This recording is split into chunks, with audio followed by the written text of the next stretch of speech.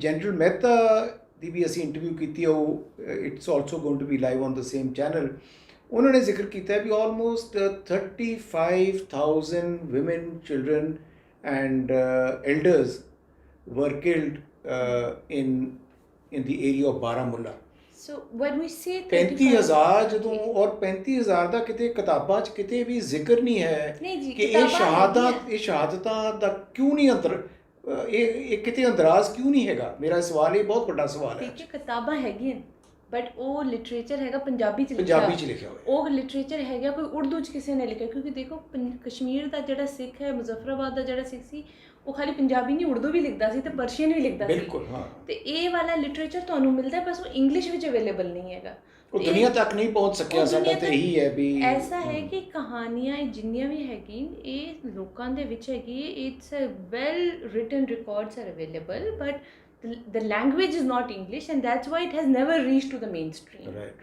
So 40,000 when we say is the number which starts from Muzaffarabad to Budgam. ਬਿਲਕੁਲ। ਹੁਣ ਤੁਸੀਂ ਹੁਣ ਕੋਈ ਕਹੇਗਾ ਨਹੀਂ ਜੀ ਤੁਸੀਂ ਤਾਂ ਕਹਿੰਦੇ ਜੰਮੂ 'ਚ 2 ਲੱਖ ਮਰੇ, ਤੇ ਇੱਥੇ ਦੇਖੋ 40,000 for such a small community makes a huge difference. It is. So I'll narrate you one story. There was a woman, ਉਹ ਬੇਚਾਰੇ ਹੁਣੇ she passed away 2 months ago. She was abducted from Baramulla. ਉਹਨਾਂ ਦਾ ਨਾਮ ਸੀਤਾ ਕੌਰ ਹੈ। She was abducted, and ਤੁਹਾਨੂੰ ਪਤਾ ਜਦ ਉਹਨਾਂ ਨੂੰ when I was trying to figure out the survivors, ਉਹਨਾਂ ਦੀ ਸਟੋਰੀ ਉਹਨਾਂ ਦੇ ਘਰ ਵਾਲਿਆਂ ਨੂੰ ਵੀ ਨਹੀਂ ਪਤਾ ਸੀ, ਕਿਉਂਕਿ ਲੋਕੀ new generation doesn't want to hear these stories of pain and trauma. ਜਦੋਂ ਤੱਕ ਸਾਡੇ ਆਪ ਦੇ ਵਡੇਰਿਆਂ ਦੀ ਹੁੰਦੀ ਹੈ ਤੇ ਐਟ ਟਾਈਮਸ ਉਹ ਸੁਣਨਾ ਵੀ ਮੁਸ਼ਕਲ ਹੋ ਜਾਂਦਾ ਹੈ, ਐਂਡ ਆਲਸੋ ਇਸ ਵਿੱਚ ਇੱਕ ਫੈਕਟਰ ਹੋਰ ਹੋ ਜਾਂਦਾ, ਜਦ ਇੱਕ ਔਰਤ ਨਾਲ ਜਦ ਵੀ ਕੋਈ ਜ਼ੁਲਮ ਹੁੰਦਾ ਹੈ ਤੇ ਉਸ ਲਈ ਉਹ ਕਹਾਣੀ ਨੂੰ ਨਰੇਟ ਕਰਨਾ ਬਹੁਤ ਮੁਸ਼ਕਿਲ ਵੀ ਹੋ ਜਾਂਦਾ। ਬਿਕਾਜ਼ ਮੈਨੂੰ ਲੱਗਦਾ ਜਿੰਨੀਆਂ ਔਰਤਾਂ ਨੂੰ ਮੈਂ ਮਿਲੀ ਉਹਨਾਂ ਨੇ ਮੈਨੂੰ ਅੱਧਾ ਹੀ ਕਹਾਣੀਆਂ ਦੱਸੀਆਂ। ਬਿਲਕੁਲ, ਕਿਉਂਕਿ ਦੇਖੋ ਉਹਨਾਂ ਦੇ ਕਦੀ ਵੀ ਮੈਨੂੰ ਕੋਈ ਲੇਡੀ ਇਕੱਲੇ ਤੇ ਮਿਲਦੀ ਨਹੀਂ ਸੀ, ਕਦੀ ਉਹਨਾਂ ਦੇ ਹਸਬੈਂਡ ਇੰਟਰਫੇਅਰ ਕਰ ਰਹੇ ਨੇ, ਕਦੀ ਬੇਟਾ ਦੱਸ ਰਿਹਾ, ਤੇ ਇੱਕ ਸਪੇਸ ਜਿਹੜੀ ਹੈ ਔਰਤ ਦੀ ਬੜੀ ਘੱਟ ਹੁੰਦੀ ਹੈ। ਉਸ ਵਿੱਚ ਜਿਹੜੀ ਸਰਵਾਈਵਰਸ ਵੀ ਹੈਗੇ ਸੀ ਉਹ ਆਪਣੀ ਅਗਰ ਉਹਨਾਂ ਨਾਲ ਜੋ ਵੀ ਬਦਸਲੂਕੀਆਂ ਹੋਈਆਂ ਉਹ ਨਹੀਂ ਦੱਸ ਸਕੇ। ਬਿਲਕੁਲ। ਹੁਣ ਜਿਹੜੀ ਲੇਡੀ ਸੀ, ਇੱਕ 10 ਸਾਲ ਦੀ ਬੱਚੀ ਬਾਰਾਮੂਲਾ ਤੋਂ ਅਬਡਕਟ ਹੁੰਦੀ ਹੈ, ਮੁਜ਼ੱਫਰਾਬਾਦ ਜੇਲ੍ਹ ਵੀ 2 ਮਹੀਨੇ ਰਹਿੰਦੀ ਹੈ, ਫਿਰ ਲਾਹੌਰ ਜਾਂਦੀ ਹੈ, ਫਿਰ ਲਾਹੌਰ ਤੋਂ ਆ ਕੇ ਅੰਮ੍ਰਿਤਸਰ ਆਉਂਦੀ ਹੈ। ਇਸ ਪੂਰੇ ਫੇਜ਼ ਵਿੱਚ 2-2.5 ਸਾਲ ਹੋ ਜਾਂਦੇ ਨੇ। ਫਿਰ ਵਾਪਸ ਆਉਣਾ ਕਸ਼ਮੀਰ, ਫਿਰ ਇੱਕ ਉਸੇ ਸੁਸਾਇਟੀ ਤੁਸੀਂ ਰਹਿਣਾ, ਫਿਰ ਉੱਥੇ ਐਕਸੈਪਟੈਂਸ ਆਪਣੀ ਪਹਿਲਾਂ ਤਾਂ ਸੁਸਾਇਟੀ ਨੂੰ ਐਕਸੈਪਟ ਕਰਨਾ। ਫਿਰ ਅਸੀਂ ਇਹ ਵੀ ਨਹੀਂ ਅੰਦਾਜ਼ਾ ਲਗਾ ਸਕਦੇ ਜਿਹੜਾ ਉਹ ਬੇਟੀ ਦਾ 2-2.5 ਸਾਲ ਦਾ ਸਫ਼ਰ ਹੈ ਉਹਦੇ ਦੌਰਾਨ ਅਸੀਂ ਅੰਦਾਜ਼ਾ ਵੀ ਨਹੀਂ ਲਗਾ ਸਕਦੇ ਉਹਦੇ ਨਾਲ ਕੀ ਨਾਇਨਸਾਫੀਆਂ ਹੋਈਆਂ ਨੇ। ਔਰ ਸੋ ਜ਼ੁਲਮ ਆਪਾਂ ਆਲਰੇਡੀ ਅੰਡਰਸਟੈਂਡ ਕਰਦੇ ਹਾਂ ਵੀ ਬਹੁਤ ਜ਼ਿਆਦਾ ਹੋਏ ਨੇ।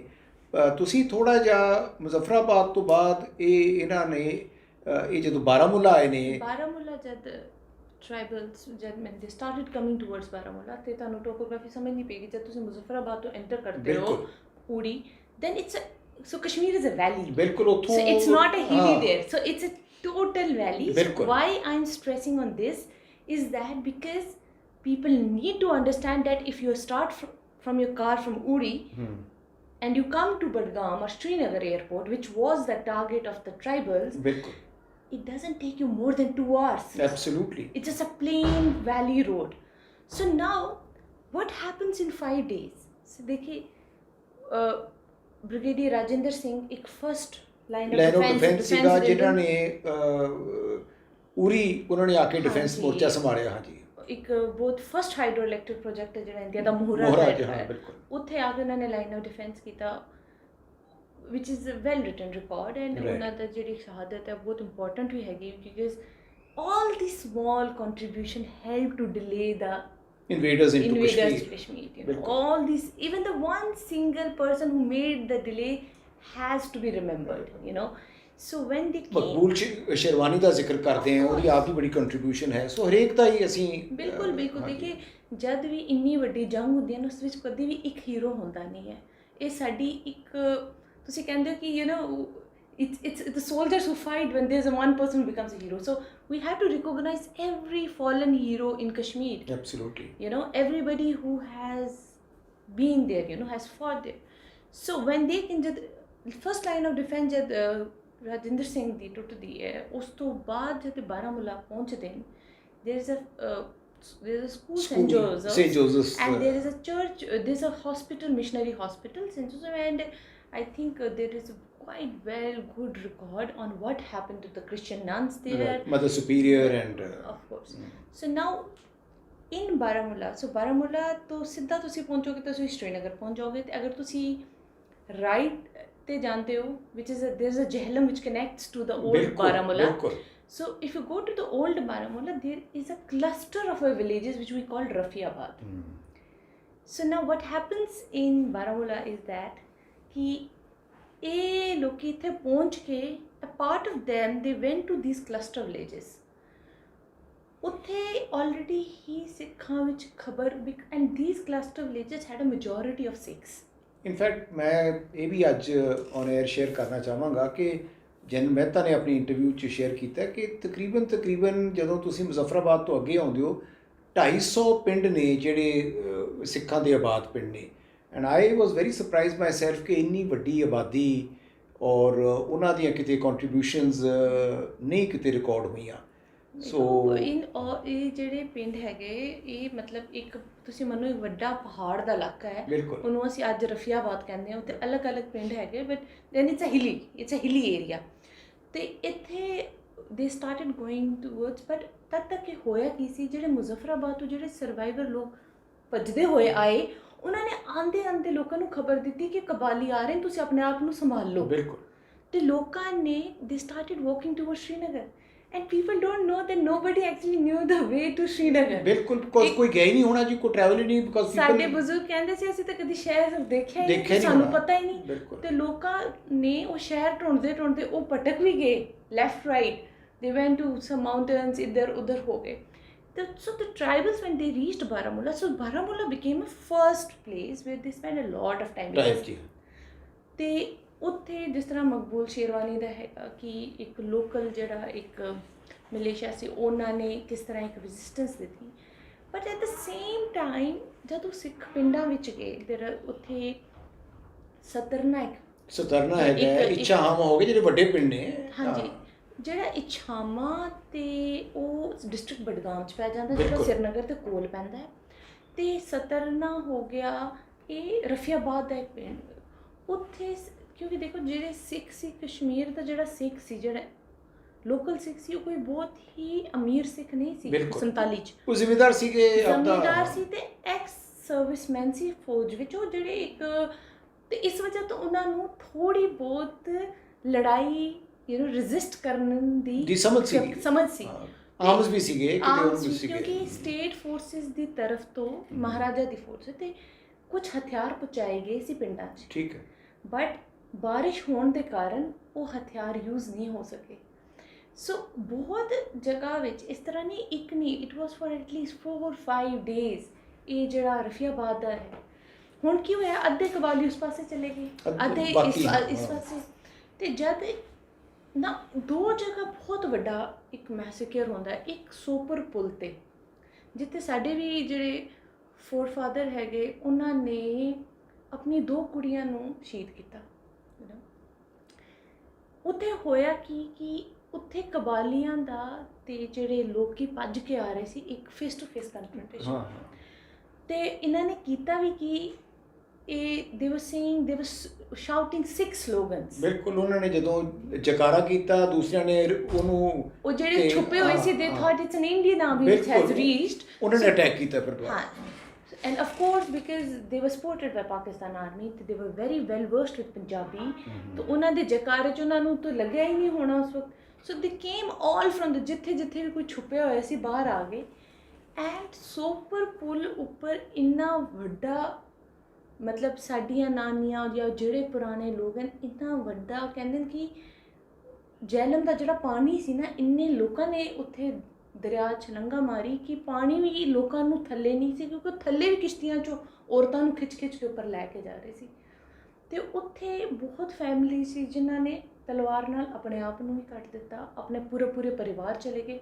ਉੱਥੋਂ ਮੇਜਰ ਸਿੱਖ ਵਿਮਨਸ ਦੀ ਐਬਡਕਸ਼ਨ ਹੋਈ ਹੈ, ਬਿਲਕੁਲ, and most of the young women ਵਰ ਟੇਕਨ ਅਵੇ, ਮੋਸਟ ਆਫ ਦੈਮ। ਤੇ ਉਸ ਤੋਂ ਬਾਅਦ ਇੱਕ ਜਗ੍ਹਾ ਹੈ ਜਿਹੜੀ ਬਾਰਾਮੂਲਾ ਤੋਂ ਸ਼੍ਰੀਨਗਰ, ਜਿਹੜੀ ਥੋੜ੍ਹਾ ਜਿਹਾ ਬਾਰਾਮੂਲਾ ਤੋਂ ਨਿਕਲੋ ਛੂੜਾ, ਇੱਕ ਜਗ੍ਹਾ ਹੈਗੀ, ਉੱਥੇ ਵੀ ਇਸ ਤਰ੍ਹਾਂ ਦਾ ਹੀ ਹੋਇਆ। ਉੱਥੇ ਵੀ ਜੈਕਾਰਾ ਬੋਲਿਆ ਗਿਆ, ਲੋਕ ਬਾਹਰ ਆ ਗਏ ਅਤੇ ਇਸ ਤਰ੍ਹਾਂ ਦਾ ਇਹ ਹੋਇਆ। ਹੁਣ ਤੁਸੀਂ ਸੋਚੋ ਕਿ 70 ਸਾਲ ਹੋ ਗਏ ਇਸ ਚੀਜ਼ ਨੂੰ ਹੋਏ। ਹਰ ਸਾਲ ਦਿਸ ਵੀਕ ਆਫ ਅਕਤੂਬਰ 3 ਇਸ ਸਤਰਨਾ, ਚੰਦੂਸਾ ਇੱਕ ਹੋਰ ਜਗ੍ਹਾ ਹੈਗੀ, ਬਿਲਕੁਲ ਇਛਾਮਾ ਚੰਦੂਸਾ ਵਿੱਚ ਇੱਕ ਕੂਆਂ ਵੀ ਹੈਗਾ ਜਿੱਥੇ ਇੰਨੀਆਂ ਲੋਕਾਂ ਨੇ ਮਤਲਬ ਸ਼ਹਾਦਤਾਂ ਦਿੱਤੀਆਂ। ਇੱਕ ਬੀਬੀ ਮੈਨੂੰ ਮਿਲੀ, she said that I was so old that she couldn't just walk, so she told everybody in the family, you go, I will stay here. But then at the same time we have to also remember the people who saved, so then there were some local Muslims, all these survivors have narrated, because ਅਗਰ ਸਾਰੇ ਇੱਕ ਦੂਸਰੇ ਨੂੰ ਮਾਰਨ ਲੱਗ ਜਾਂਦੇ, so especially in valley there was a kind of a solidarity which was also coming. I'm not saying that कि वो मार नहीं रहे थे, but they were the people who became part of, they thought oh no they were, ਪਰ ਜਿਵੇਂ ਹਰੇਕ ਸਮਾਜ 'ਚ ਕੁਝ ਲੋਕ ਚੰਗੇ ਹੋਣ ਕਰਕੇ ਉਹਨਾਂ ਨੇ ਜ਼ਰੂਰ ਮਦਦ ਕਰਨ ਦੀ ਕੋਸ਼ਿਸ਼ ਕੀਤੀ, ਨਹੀਂ ਤਾਂ ਸ਼ਾਇਦ ਮੋਰਟੈਲਿਟੀਜ਼ ਹੋਰ ਵੀ ਵੱਧ ਜਾਂਦੀਆਂ। Cases would have gone up. A person lives a multiple identity. That's true. So there were people who thought that they are Muslims, so they should be with the Muslim, but then there are people who thought they're just a human and they have to be on the human side. So there are families, there are survivors ਜਿੱਥੇ ਕੁਝ ਘਰਾਂ ਵਿੱਚ 500 ਔਰਤਾਂ ਨੂੰ ਰੱਖਿਆ ਗਿਆ, but the Sikh men actually became a main target because of their beard, because of their turban, because you can external appearance, because they were very easily visible to identifiable, so then from this ਜਿਹੜਾ ਪਾਸਾ ਫਿਰ ਟੰਗਮਰੂ ਵਾਲਾ side ਤੋਂ ਤੁਸੀਂ ਨਿਕਲ ਆਉਂਦੇ ਹੋ, ਫਿਰ by this time the people of Budgam, Ichhama, they knew that they have killed thousands of Sikhs in Baramulla side, and also the people were also coming, ਜਿਹੜੇ ਲੋਕ ਉੱਥੋਂ ਭੱਜਦੇ ਸੀ ਉਹ ਇੱਥੇ ਉਹ ਵੀ naturally they also wanted to take refuge somewhere. I'll tell you about it. In Ichhama I met one survivor and he said that ਉੱਥੇ ਅਸੀਂ ਮੋਰਚਾ ਲਗਾਇਆ, so the morche they said ਕਿ if ਅਗਰ ਮੋਰਚਾ ਟੁੱਟ ਜਾਂਦਾ ਹੈ ਤੇ ਜਿੰਨੇ ਵੀ ਬੱਚੇ ਔਰ ਔਰਤਾਂ ਜਿੰਨੀਆਂ ਵੀ ਗੁਰਦੁਆਰੇ 'ਚ ਹੈਗੇ ਤੁਸੀਂ ਅੱਗ ਲਾ ਦਿਓ। Now there was a very well learned guy from ਇੱਕ ਪਿੰਡ ਹੈਗਾ ਕਾਨਾਮਾ, ਉਹਨੇ ਆਪਣੀ 5 ਧੀਆਂ ਨੂੰ ਲੈ ਕੇ ਜਾ ਰਿਹਾ ਸੀ। ਉਹਨੇ ਇਹਨਾਂ ਨੂੰ ਕਿਹਾ, he confronted them, he said ਤੁਸੀਂ ਆਪਣੀ ਬੱਚੀ ਨੂੰ ਕਿਉਂ ਮਾਰ ਰਹੇ ਹੋ? ਕੋਈ ਮੈਂ ਆਪਣੀ ਬੇਟੀਆਂ ਨੂੰ ਇਸ ਲਈ ਨਹੀਂ ਲੈ ਕੇ ਆ ਰਿਹਾ ਕਿ ਇਹਨਾਂ ਨੂੰ ਮੈਂ ਇੱਥੇ ਸਾੜਾਂਗਾ, we should not burn them. ਅਗਰ ਕਿਸੇ ਨੇ ਬਚਣਾ ਹੈ ਉਹ ਬਚ ਜਾਏਗੀ, ਜਿਸਨੇ ਮਰਨਾ ਹੈ ਉਹ ਮਰ ਜਾਏਗੀ। ਅਤੇ ਮੈਨੂੰ ਇੱਕ ਸਰਵਾਈਵਰ ਕਹਿੰਦੀ ਕਿ ਮੇਰਾ ਪਿਓ ਤਾਂ ਮੈਨੂੰ ਮਾਰਨਾ ਚਾਹੁੰਦਾ ਸੀ, but it is because of that man that I'm alive. So it was here this Major Somnath. So I met survivors who said we have seen how Major Somnath was died fighting. So in this area also there was a resistance. So this was happening from 22 October to 26 October. Even later also, it was not that 27 October Indian Army came and everything was fine. The people were running. In fact, it was the local people who were helping, one another, and of course, because I remember I met women and they said when we saw Indian military forces, we went and we just hugged them. Naturally, the feeling of so when people today say in Kashmir that how they see an army guy, many of our family members, for them they were the saviors in 47. We could not have been alive. That's true.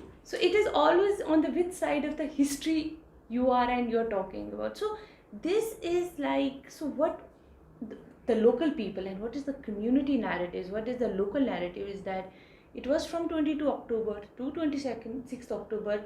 It was these local defenses and the different villages, different locations, which were able to hold on to their position so that the Lashkar and the Pakistani regulars could not move further.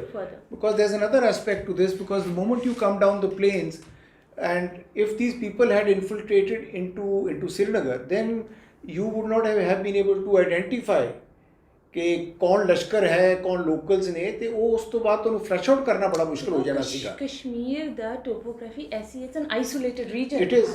It's an isolated. There was no way. The present Jammu and Kashmir, ਜਿਹੜਾ ਸੀ national highway, the way we connect from Banihal, it was not existing at that time. Absolutely. So the way to Kashmir was from Muzaffarabad. From Muzaffarabad they were coming. So the only thing which was important for us was the airport. You know, that airport was so important that was the only place which would have like shade of a connection with India. Absolutely. So there was a local militia. So we have like, you know, national conference raised people, and they were the local Sikhs, like, you know, there were many local Sikhs who were transporters. They sent their trucks to the village. By this time people got to know that, you know, these things have happened. Now when all of them assembled at Srinagar airport, everybody. So now they were, by this time Indian Armed Forces came, but then it took them time, you know. Baramulla village, when the army came and even the Indian Air Forces, you know, the plane people were hiding. They were so scared. Naturally. They were so scared. They were throwing food and they thought it's bomb. Okay, so they were throwing letters that you please come out. We're an Indian army. You please come out. So, you know, these kind of trauma is a living trauma among the people in Kashmir. But the tragedy is that they have not been recognized, you know. I'm not saying that recognition किस लिए ਤੁਹਾਨੂੰ ਚਾਹੀਦੀ ਹੁੰਦੀ ਹੈ ਇਦਾਂ ਨਹੀਂ ਹੁੰਦਾ ਕਿ ਤੁਸੀਂ recognition ਕਰਕੇ ਇਹ ਦੱਸਣਾ ਚਾਹੁੰਦੇ ਹੋ ਕਿ ਸਿੱਖ ਜ਼ਿਆਦਾ ਮਰ ਗਏ ਹਿੰਦੂ ਜ਼ਿਆਦਾ ਮਰ ਗਏ ਮੁਸਲਮਾਨ ਜ਼ਿਆਦਾ no partition was a madness. It was a madness. It was a frenzy. It was definitely. Of course, but at the same time, you know, when the survivors, when the people, you know, recognition is also a form of reconciliation. You know, it also brings a closure to your trauma. So the Plus, it is documented. People are able to read exactly and try to learn from your mistakes. So, ਇਹ ਸਾਰੀਆਂ ਚੀਜ਼ਾਂ ਉਹਦੇ ਵਿੱਚੋਂ ਦੋ ਚਾਰ ਚੀਜ਼ਾਂ ਮੈਂ ਹੋਰ ਜ਼ਰੂਰ ਐਡ ਕਰਾਂਗਾ